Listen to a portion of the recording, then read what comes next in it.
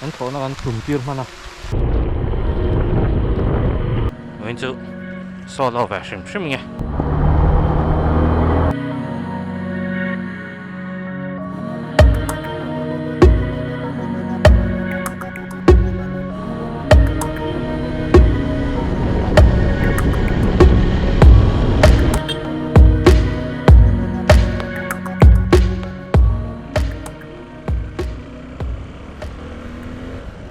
hello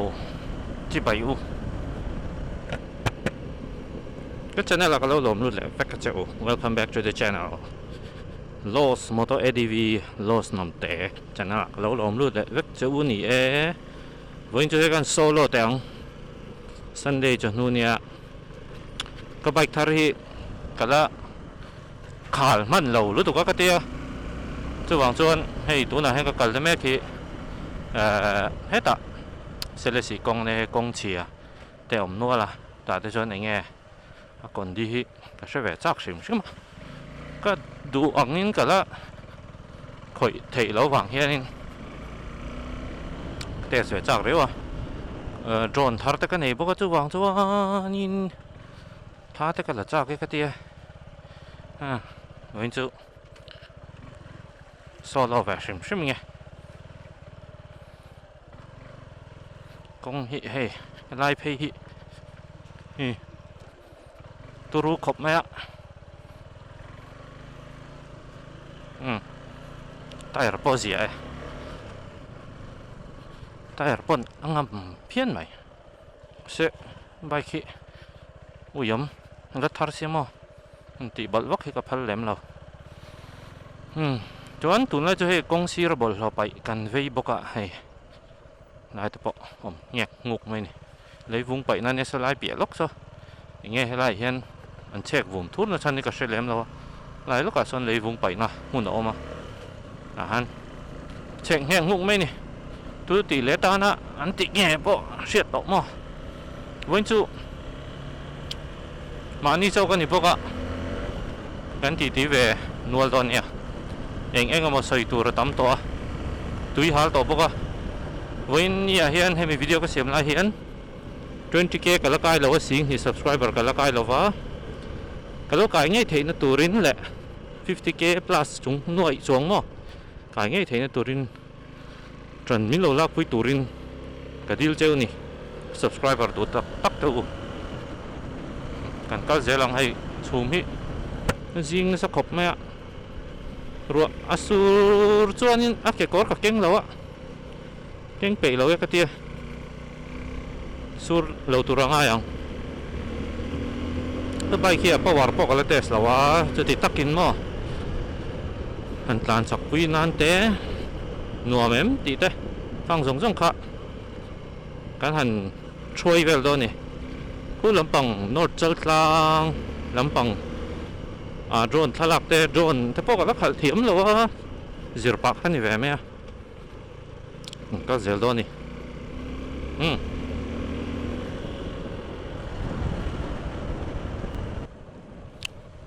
ตัวน่ะเห็นให้สกอร์หวยตัวล่างเฉากันตลาดไหมกะตัวกลุ่มที่รัวตุยที่ต่ำรู้ตัวก็กลุ่มต่างไอ้นี่กลุ่มไอ้พวกเขาเนี่ยต่ำอ่ะนี่กลุ่มมีนี่กลุ่มภาษาเงี้ยรำแต่กันจุ่มเขามั้งข้างแต่ไงตัวจวนนี่รัวตุยที่ต่ำก็ไม่ตัวกลุ่มจู่มาลสมนั่งมาลสมเรานักไปเสียเทียมหาตัวจอกนี่ในกระป๋องนี่ใช้กงที่อันนั้นเทียตุนไล่อะจวนกงที่อันนั้นเทียครบไม่ฟิล์มผูที่ยังไงอะล็อกให้ปอบอลเราอ้ำหมักเทียมั้งดาเติบไม่นี่ให้ปอดาเลเติบปอดาเลเติบตรอยเทียโดนอันติเดียวยังมั้งมากันเนี่ยรำที่จะกันมั่งไงแล้วนี่กันรำที่กันมั่งไงเราอันนี้ตบไหมนี่ไอ้ชูมาพิจิงสบายตั้งสร้างตัวปกะบรัวปกปันนี่มั้งออกซิเจนปอดเลยที่ไม่เหม็นครับเลยครับปอดนี่เสียจนให้กับฮีโร่9ที่ฮีโร่10นะจังเลยต่อให้ How to convert GoPro Hero 9 to Hero 10 này mày fabric nói lệ kêu tóc đẹp chuan in he kan kal zela là drone thọ tir ka tum nen a fa han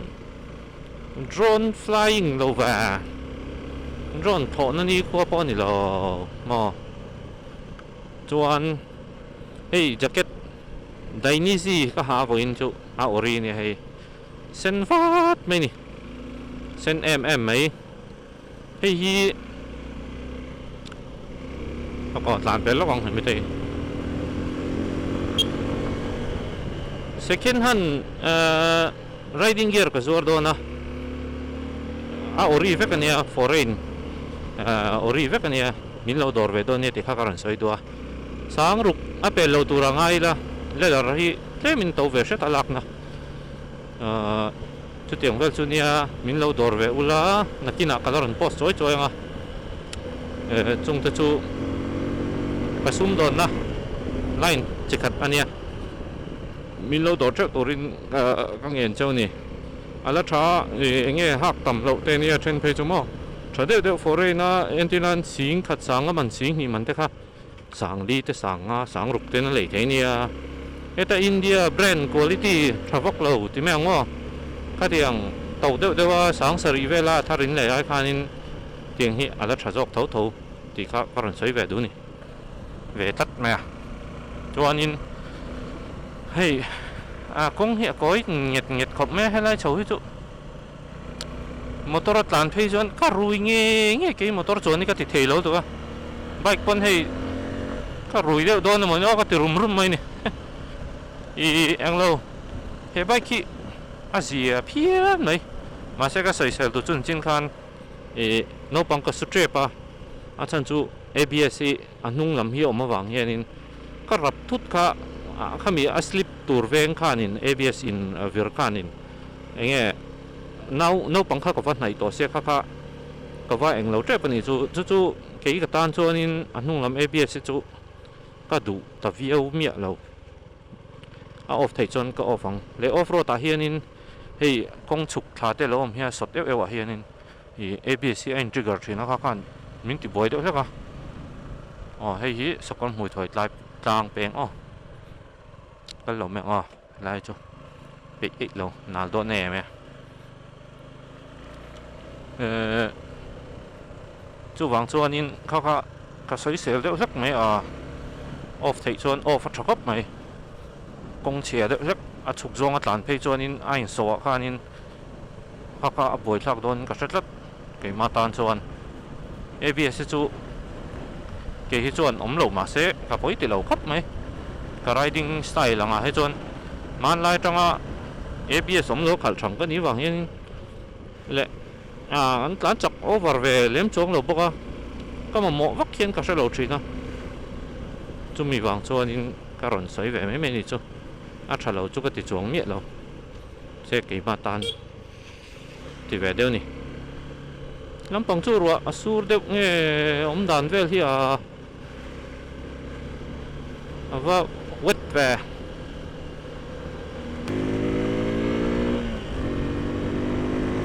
ta han hiệp bữa sân trò lắm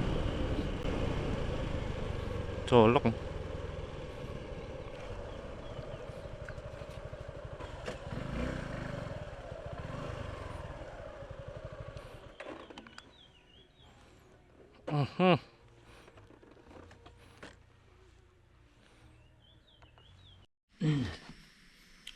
chỉ bài u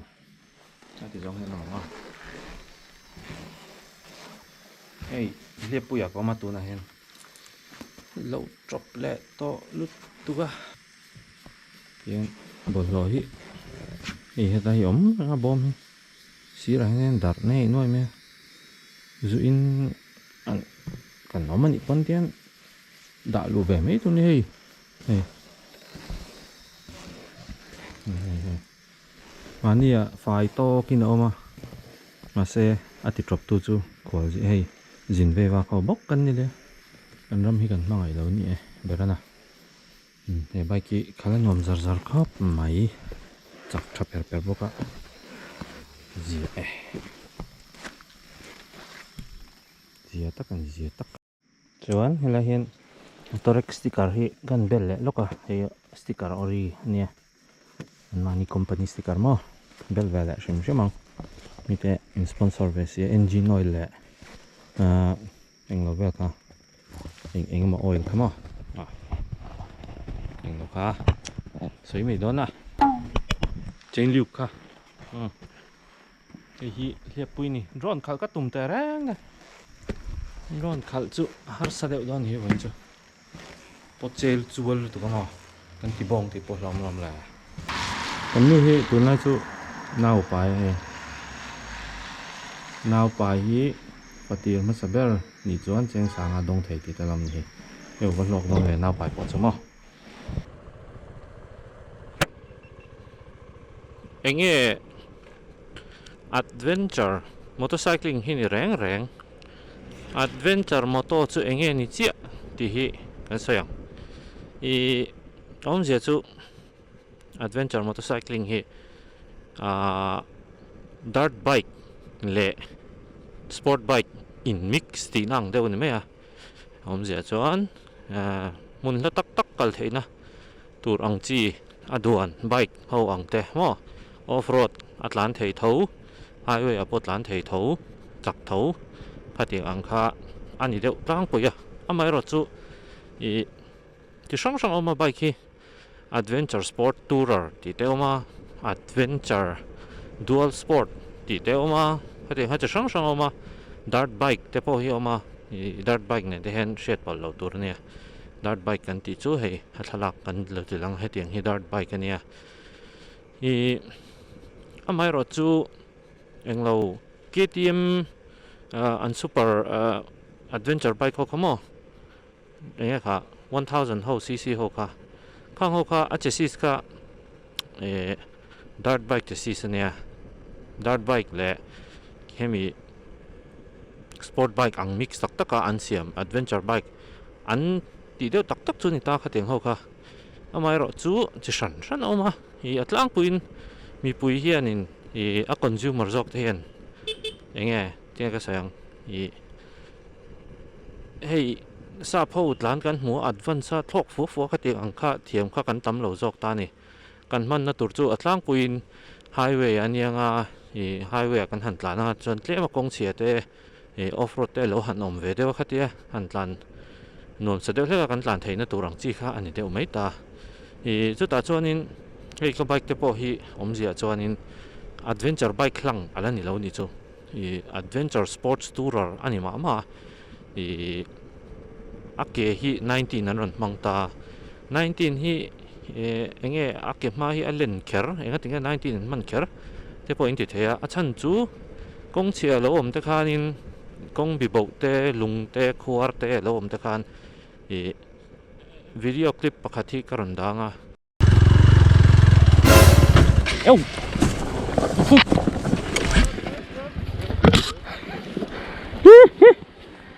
hey what the tàu va ngã đâu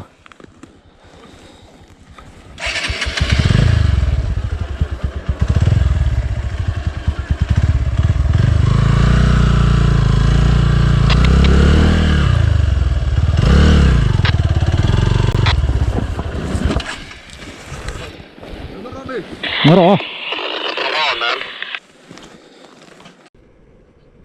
Hi phong pui kan kal truma kan bike kha ni Xpulse kha 200t ania 17 inch ve nia Xpulse ho kha chu i adventure ho kha chu alone vek thei ni chu lung to lot deuh kha kan englo khan ma se ka bike khan alone ve thei ta lo a tau bop ta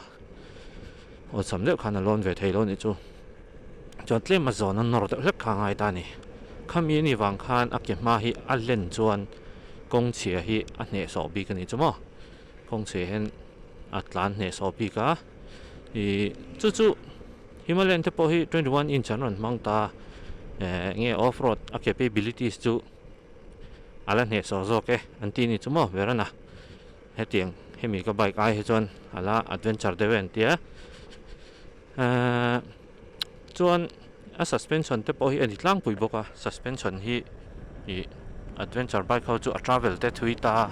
eng atinga travel thui kan ti chuan hemi a fork a hi a sei bik tina chu a fork tiu pate hi a sei bik ta eng atinge hei hi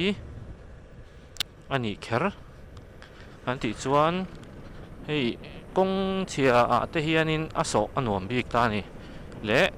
lo in so thladot te lo jump tu khatiang eng kong chia ong khanin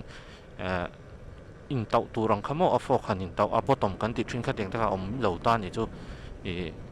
hei dat bike ka te chon sei deuh ni tan thok fo ta khatiang ang deuh kha adventure bike ka khanin aron da ve thin ani lungdai kan thleng thlarep chu akal phung ni ta he bike ki tuna ka khalai hi a travel chu a thui te chem lo ma se rin ai takin aron ti dan hi kong chia hi angam kop ma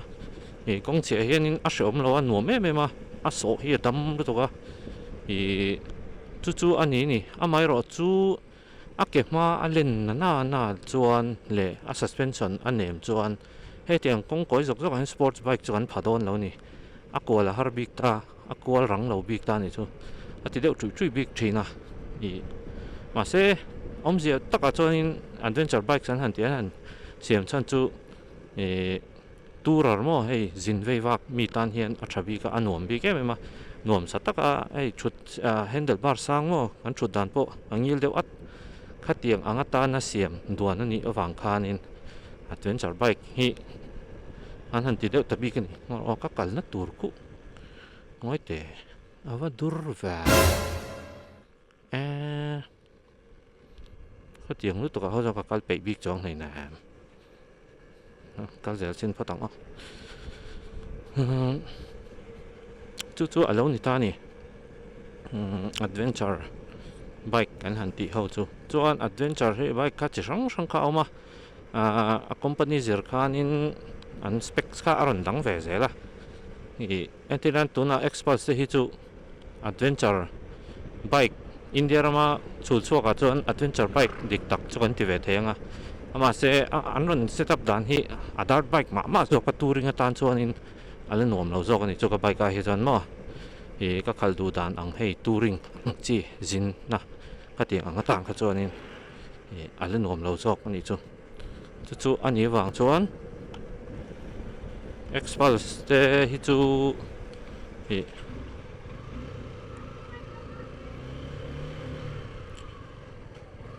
du ai chuanin ala dirt bike ma ni kan sei zelang hei lungdai ka pa te khon ni hi an no kan lai chuan kan leng thana sa thei khop mai lung te po ti leng thin lungdai thlan thla ka chuan mo lung te po a leng le mai ti zia ne ka pa hen chu kan sei zelanga adventure riding hi hei tunlai khovela hen a lar chho em ya chan chu mi hianin mi tam tak hianin englo hi kan pe vak to lo ha thak deuh leka han ride te hi kan pe tam vak to lo ni sports bike era kha a chuai ve deuh hek to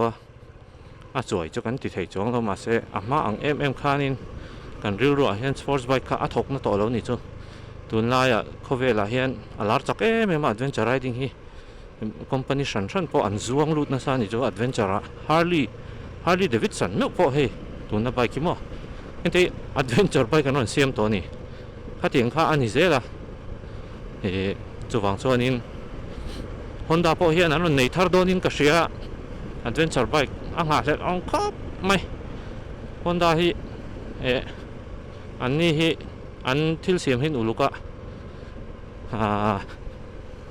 ka mu chak to ni ron ti vat te se chuan kal na tur to wa durva kal zel chin photila inge moni an don ka tur da chu kal pe bik le na ma solo ride ka nei kha trim shu ke ma hi han solo ve te po hi ka chak ve thin na amai ro chu club president kan ni wang hian nge ka ri ro hian in om lu tuk lo lo rai chak ve ngoi te nom chuan cái xóm lụy chín à với nào có cần chuộc đó nè rồi tụi nó mềm từ cái tia cần xóm với chú bị vắt lâu lắm mà nè anh rẻ chụp mà sẽ ta bây giờ cái ta cần mình bán đi chuang lâu cần nó sẽ cần chuyển pa mà khan cái lâu tới về làm mấy tiền mà sẽ hay là run muang em ấy cái túi hal tổ lúc tục cái sân rì đòn tôi tạm mấy run thà về tao mấy rồi sao adventure motorcycling lama chuan lut le photila nia adventure motorcycle hi kan han tia ani na taka chuanin enge thil chuak thar ni chumo thil manlaya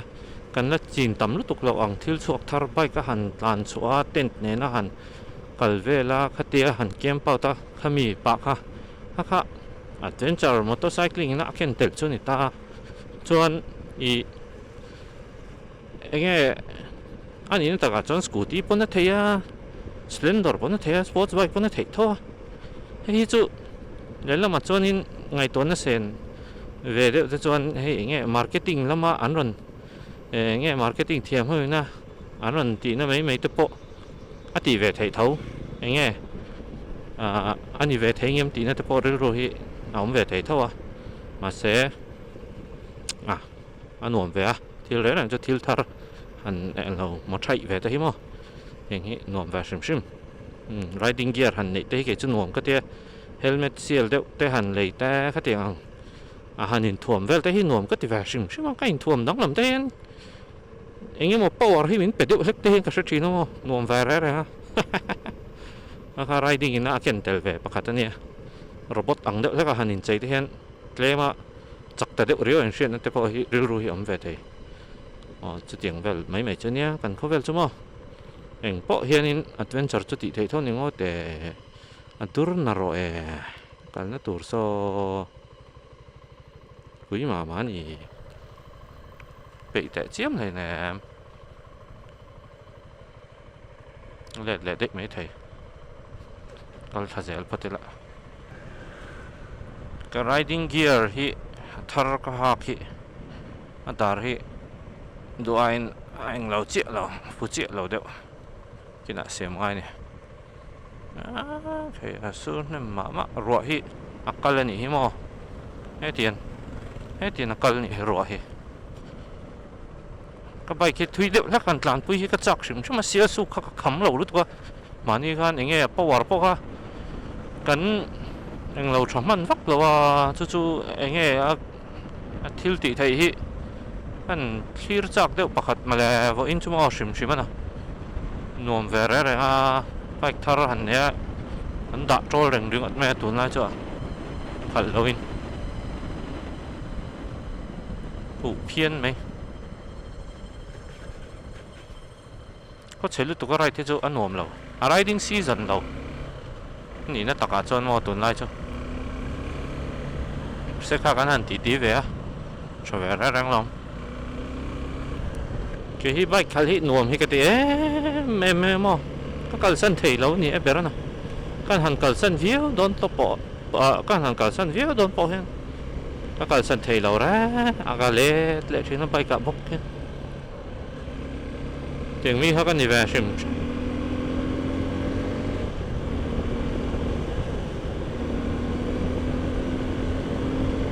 long ride xí đâu anh uống cái gì này để cho anh ta là với lại anh cái đủ thứ sáng cho nên xây hoa tây vật linh thấy là anh mà hiện mình bar lâu xe anh mà hiện mình hâm bối lâu xe nó khen đấy mày đây cái trò này cái hi là địch tụ ra càng ai á cái khen thật thui tầm mà em lại ngó rồi beng hít địch chuan cái gì lại hi nên như chuan cái gì lại sân lại sẽ beng son những cái gì mà nó khan BB right đã han kan kal toa kha ba kha kala kal le lo nom về rồi công te kamo ni đó ni ser khan nó lại còn